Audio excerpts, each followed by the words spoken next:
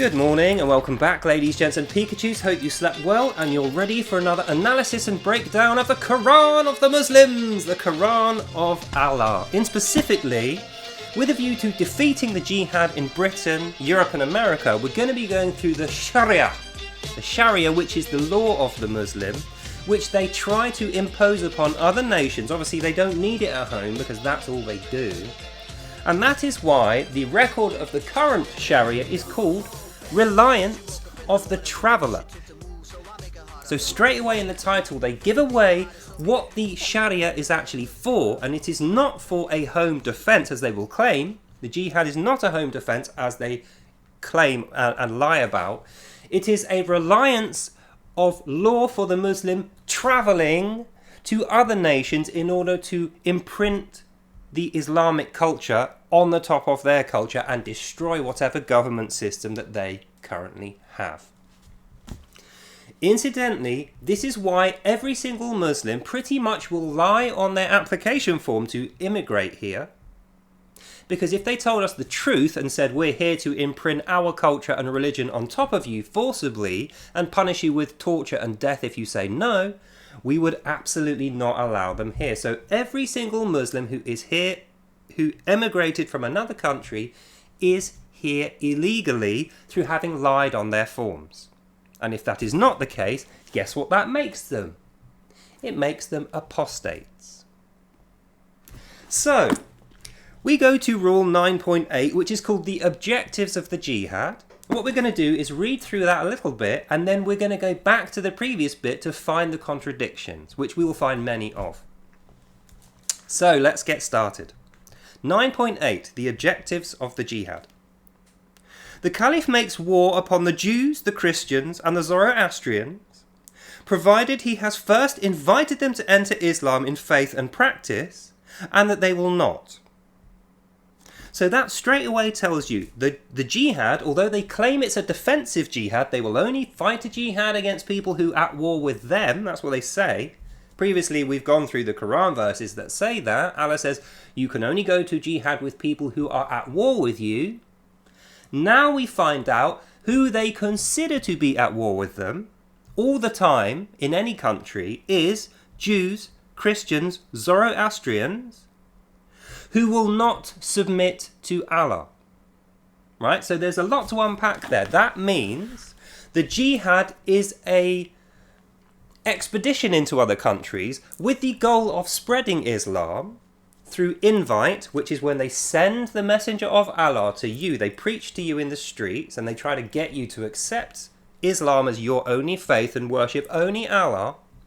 If you do not accept this invitation, then they are obligated to fight the jihad against you in your own country, which they have travelled to, and they are relying on this law to win that battle for them against you in your home country. So it is an invasion. There is no other way to say it. The jihad and Islam with the jihad as the cause of Allah, so it's the entire cause and the entire goal of Islam is the jihad. The entire goal and cause of Islam and the jihad is to take your country over for the express purpose of making you surrender to this. Not your culture, not your nation, not your own faith, religion, or your atheism, or whatever. That all goes out the window. This is an obligation that the Muslim serves as a slave of Allah to surrender you and your country forcibly through this. We carry on. And it's a quote from Muhammad. Quote, this is from the Quran, Quran 9:28 and 29. Fight those who do not believe in Allah and His last day, and who forbid not what Allah and His Messenger have forbidden, who do not practice the religion of Islam, being of those who have been given this book, until they pay the jizya out of hand and are surrendered.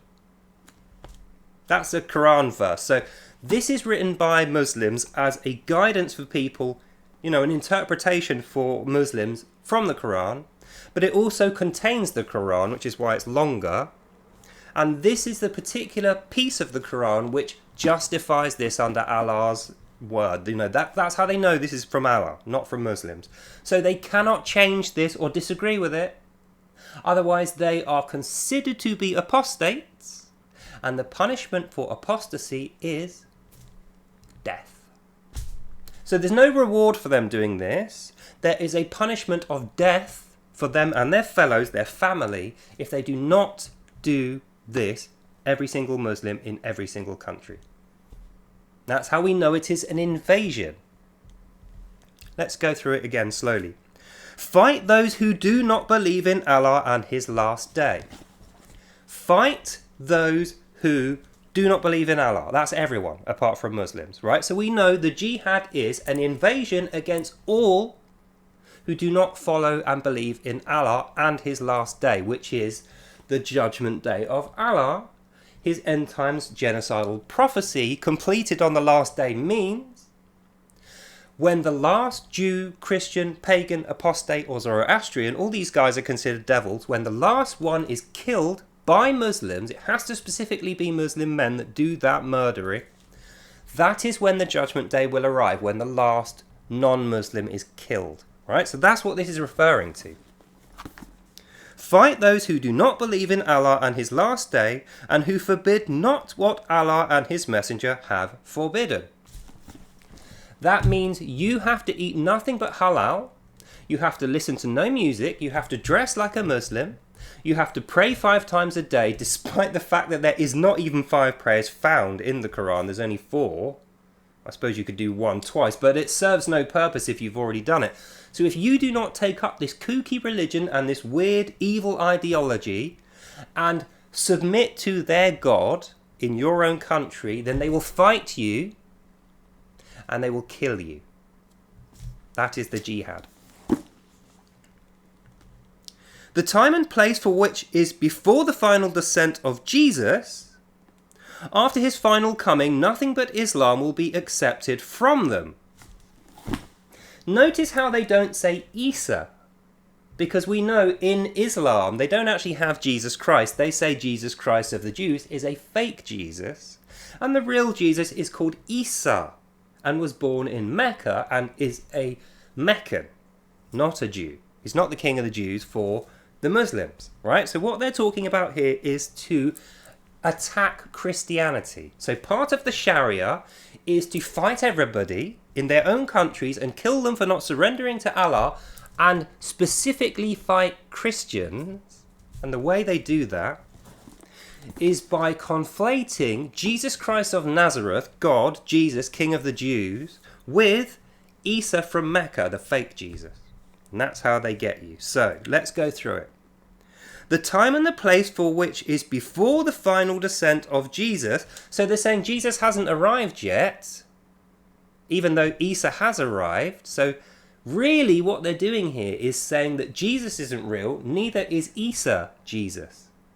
Even though they will tell you that Isa and Jesus are synonymous, this says the time and the place for which before the final descent of Jesus, after his final coming, nothing but Islam will be accepted from them. So we know from reading the Holy Bible, Jesus was born, lived, died and was resurrected before Islam was even invented. Islam was invented between the 7th and the 9th century AD, Anno Domini. So that's 700 to 900 years after Jesus. Yet in the Sharia, they are claiming that Jesus has not arrived yet, so it is not Jesus of Nazareth, neither is it Isa of Mecca. And the reason this is important is because they are saying the time and the place when the real Jesus will arrive is after only Islam exists. And until then, we have to pay the jizya with a view to becoming Muslims or be killed. Now we go back to the words of Muhammad. The coming of Jesus does not entail a separate divinely revealed law, for he will rule by the law of Muhammad. So now we get to the detail where they don't accept Jesus of Nazareth. Isa isn't Jesus either, he's just a normal prophet. The real Jesus is apparently going to turn up on the final day when everyone's either Muslim or been killed for not being a Muslim. But he won't have his own divine law. He's going to be using the law of Muhammad, which is this. So if you think about it, their view of Jesus is going to turn up at the final day and just hang around for a few hours to judge everyone along with Allah, but they're going to be using the law of Muhammad to do that judgment. So really, Jesus is secondary to Allah, and Allah is secondary to the law of Muhammad. So they are Mohammedans rather than Muslims. And this is why jihad is very important to them, because what they are effectively doing in their darkness and their ignorance is following a dead man who possibly wasn't even the guy that they think he is. You know, there's a lot of evidence today to suggest that the scripture Muhammad found in the Quran is actually a fictional character based on an Uzbekistan, what is now Uzbekistan, or a kind of Northern Asian guy who was called Muhammad, but who was renamed Muhammad after his death. That's the guy they think they're following. Well, that's the guy that they are following. The guy they think they're following doesn't even exist. So, in effect, the jihad is a war on Jews, Christians, Zoroastrians, pagans, in order to submit them to Allah or kill them in their own countries, not in Arab countries, in the rest of the world. And once that has been completed, everyone's been murdered apart from Muslims or converts to Islam. Then they think Jesus is going to turn up. But even though Jesus is turning up on that final day, he's still going to be using the law of Muhammad, which is this. And then to quantify this, they have a quote from Muhammad saying, "I am the last, there will be no prophet after me." Hang on a minute, Muslims. If Jesus is a prophet, which is what they say, and Jesus is turning up on the final day of judgment to judge everyone under the law of Muhammad, then doesn't that make him a prophet? Therefore, by the Sharia description, does that not make Muhammad a liar to say he's the final prophet? Unless you are now conflating Jesus with Muhammad. Are you trying to make Muhammad into Jesus? See, this is another Islamic dilemma.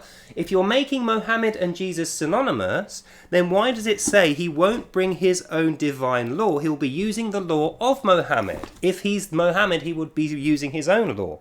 There wouldn't need to be that inserted phrase about not having his own divine law. Plus, we know Muhammad supposedly lived and died, and it is not on the final day. So we have three good reasons there to suppose that this is inaccurate, both in terms of describing Jesus and also describing Muhammad. But anyway, we're sidetracking. Let's get back to the Sharia. This does not contradict the final coming of Jesus, since he will not rule according to the Evangel, but as a follower of our Prophet, Allah bless him and give him peace. Notice how they knew that we were going to pick out that contradiction there, so they added a little proviso, and even that's got a contradiction in it, so let's go through it. This does not contradict the final coming of Jesus, who we just got told is the same as Muhammad, who's already lived and died, if he was real. Since he will not rule according to the Evangel. What is the Evangel? Evangel means Christian law.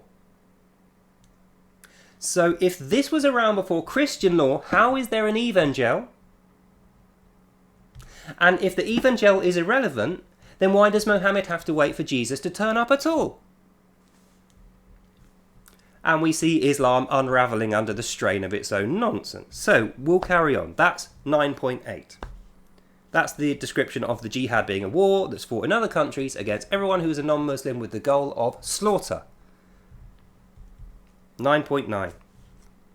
The Caliph fights all other peoples until they become Muslims, because they are not people with a Quran, not honoured as such, and are not permitted to settle. That's interesting, isn't it? Let's go through that. The Caliph, which is the nation of Islam in general, the Ummah included, which is all Muslims, the Caliph fights all other people until they become Muslim. So once again, let's go back to what Muslims claim, that the jihad is a spiritual endeavour, a defensive war, a righteous war that's fought against the enemies of Muslims who are attacking them, who are at war with them, right? That's what they say. They say the jihad is a defensive thing that they have to fight because people are attacking them. But then we read in the Sharia, which is Muhammad speaking, remember we have a quote of Muhammad before and after this, the Caliph fights all other people until they become Muslims. So that means there is no equality, diversity or freedom in Islam by this description of what Muhammad actually says. All other religions, even idol worshippers, are permitted to live under the protection of the Islamic State if they either become Muslim or agree to pay the jizya. The sole exceptions to this are apostates from Islam and idol worshippers who are Arabs, neither of whom has any choice but to become a Muslim. So let's go through that particularly bad word salad. Bearing in mind the previous bit, right, the Caliph says, Muslims, you have to kill all the non-Muslims unless they convert to Islam. Then it shows that it has another contradiction by offering a proviso, and the proviso says, all other religions, even idol worshippers, are permitted to live under the protection of the Islamic State. So that means you have to change their country into an Islamic State to prevent killing them, which means they have to become a Muslim or you will kill them. So basically they're dead either way unless they allow you to take over their country and they also become a Muslim, unless they pay the jizya, which means they pay you a tribute as a Muslim so that you don't kill them, and you have to wear a symbol like one of these or a Jewish star or something on you so that they can spot you from a distance and they will persecute you up until you become a Muslim or you die. The sole exceptions to this are apostates from Islam, which we know get killed first anyway, other Muslims will hurt them, or idol worshippers who are Arabs. Now, what does it mean by idol worshippers? It means Christians, because they view this as an idol. And in the Arab world, they think all Christians are actually Catholics. And they think Mary and the saints are idol worships. So in the eyes of Islam and Sharia, Arabs who become Christians are equal to Jews and Christians and Zoroastrians. The jihad is also against them. And that means Muslims are at war with Muslims unless they submit to Allah and they do this jihad to prove they are submitted. So that's how we know every able-bodied man, woman and child of Islam is obligated to fight until the last day to try to kill Jews, Christians, Zoroastrians, apostates, pagans, Buddhists, everybody else, unless they pay the jizya and allow the Muslims to take over their country or become Muslim. That is the jihad. That is the cause of Allah. So that's the first bit out the way. Oh, it's got fast really quick there, didn't it? So now we're going to go through the rules of warfare, and we're going to have to go back a page, because remember I told you about the sneaky little contradictions that they try and skip past. You know, nothing to see here, that's what they do. So we're going to go to rule 9.10, the rules of warfare. It is not permissible in a jihad to kill women or children unless they are fighting against the Muslims or they refuse to submit. So think about that. The first sentence is, jihadis, you're not allowed to kill women or children or animals. Unless you need to, for any reason relating to you winning the jihad. Then you can. So you can kill women and children, basically, jihads. Nor is it permissible to kill animals unless they are being ridden into battle by the Muslims or if killing them will help you defeat the enemy. It is permissible to kill old men and women, meaning someone more than 40 years of age, and also monks.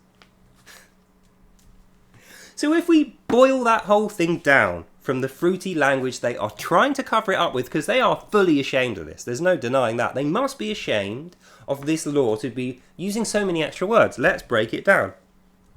Jihadis, you're not permitted to kill women or children unless you need to in order to win the jihad.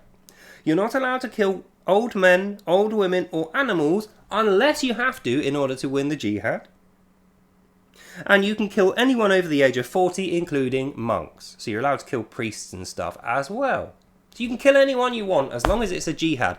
What that means in practice is, if you're a Muslim and you murder someone, as long as you can style it out as part of a jihad, the mosque will provide money for your legal defence and will provide you with an alibi, because we know Rule 8, permissible lying, and Rule 27, covering the sins of your religion, covering the sins of your brothers and preaching up your religion, is the group of people that Allah loves the most. Right? So if you put all that together, the jihad is lies, deception, covering up an invasion in other countries with the express goal of murdering Jews, Christians, apostates, pagans, atheists, Zoroastrians, all non-Muslims, including women, children, old men and priests, and animals.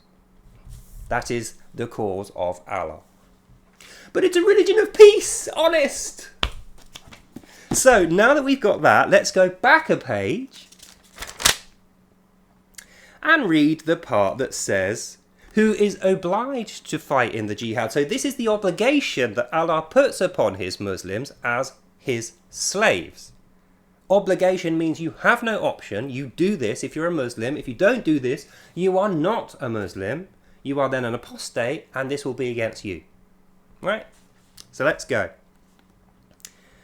9.3. Jihad is personally obligatory for everyone. Dot. End of sentence. Everyone. Woman, child, man, dog. It doesn't matter. Anyone who is in the Muslim religion is obligated to fight the Jews, Christians, apostates, Zoroastrians, pagans, atheists, everyone, until the last day, with the goal of slaughtering or converting them all. Whoever is able to perform it, male, female, old or young, when the enemy has surrounded the Muslims on every side, having entered our territory, even if the land consists of ruins, wilderness or mountains, for non-Muslim forces entering Muslim lands is a weighty matter that cannot and should not be ignored, and must be met with all possible means of resistance to repel them at every corner. So think about that. Every man, woman, child, young, old, whoever you are obligated to do this, fighting against everyone else. And the reason why they are calling it a defensive war is because they say Islam is surrounded on all sides by its enemies. So that means everyone around who is not a Muslim is considered an enemy. And when they are invading our countries, they consider that they are taking that country back for Allah, because it already belongs to Allah and we just stole it off him at some point. So they're just taking it back for Allah. So that's how they can claim it's a defensive war, because Allah already owns our countries, is how they feel. It's obviously nonsense. I mean, let's think about it. We know Islam wasn't around until between 7 and 900 AD. So that means the countries that exist before 7 to 900 AD must not have ever belonged to Allah, because Allah didn't exist before that time. So those countries, at the very least, on a logical basis, were never part of Allah's lands. but here we get them called enemies who are surrounding Islam, and it is obligatory for all Muslims to invade and kill and capture and enslave and subdue them. Otherwise, the Muslim is going to be punished by other Muslims. So it's a brainwashing, cult-led invasion, and it is totally racist. That is Islam. So we go back to Rule 10. Rule 9. 9.11. It is unlawful to kill a non-Muslim to whom a Muslim has been given a guarantee of protection. Keep in mind, the reason why he has to say this, the Muhammad writing the Sharia, he says it is illegal to kill a Muslim who has been given a guarantee or a non-Muslim who's been given a guarantee. That's completely not allowed, right? That's the first part of the rule. Then we move on and it says, provided the number of non-Muslims is limited and the Muslims protecting them does not harm other Muslims, as when they are spies. As when they are spies. So the non-Muslims who are dhimmi, who are paying the jizya, who are happy to work with the Muslims, Muslims consider those guys to be spies. That's the only reason they're not getting killed, is because they are soldiering for the jihad. Whether it's intentional or not, every single non-Muslim who they allow to work with them, they consider that person a spy for the jihad. Like I said in my previous video, never trust a Muslim. If you do, they will use you as a dhimmi, spy for Islam.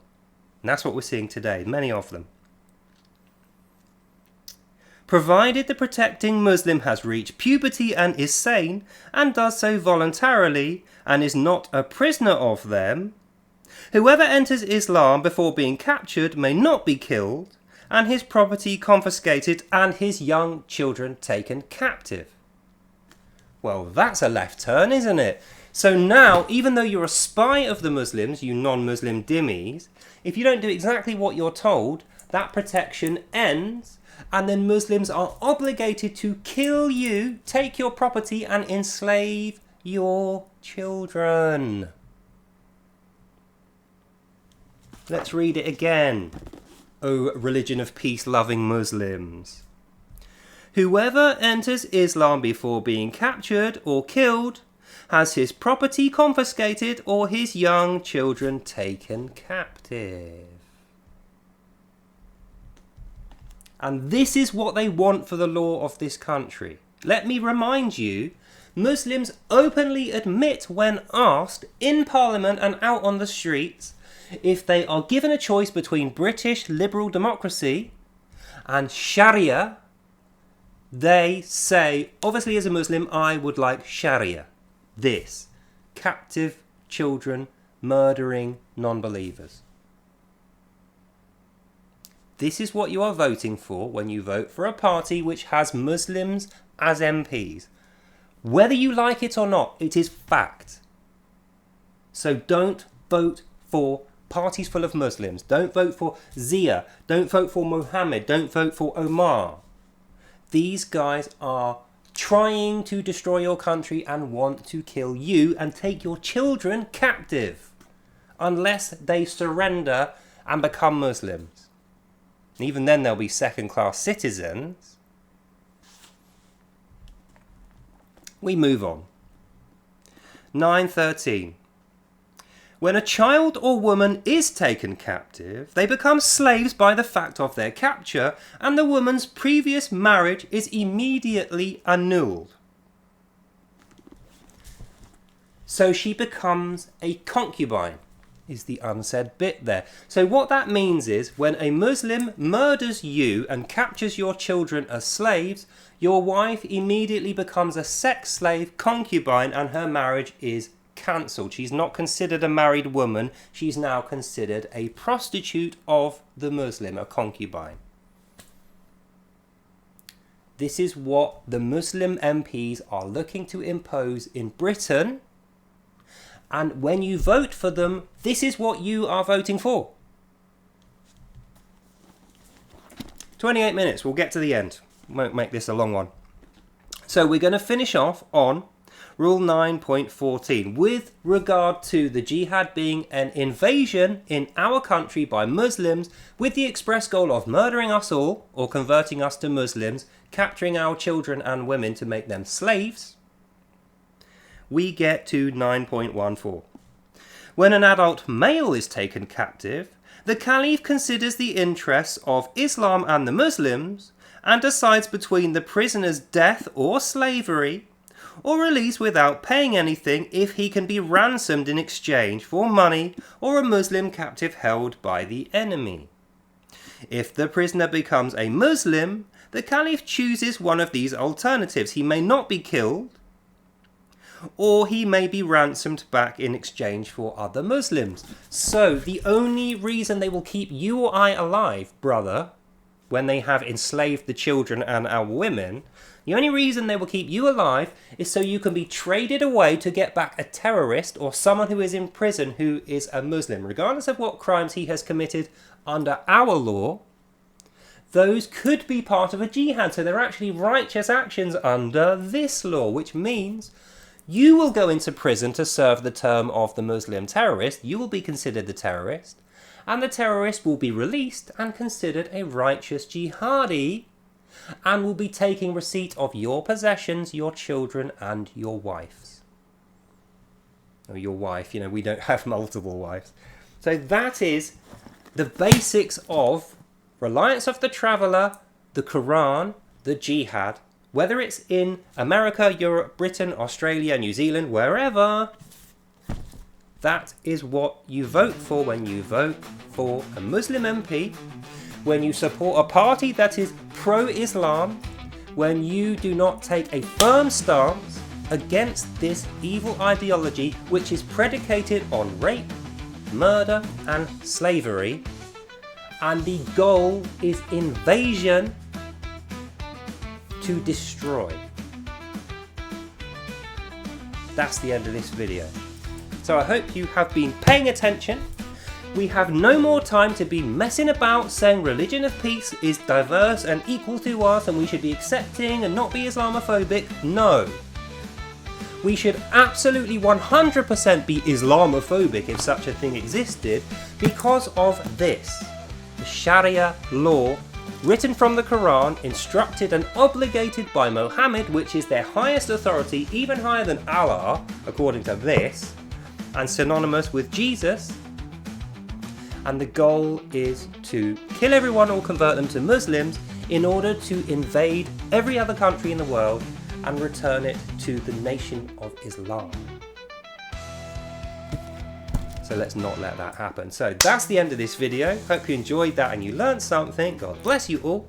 And I'll see you lovely people in the next one. Bye now.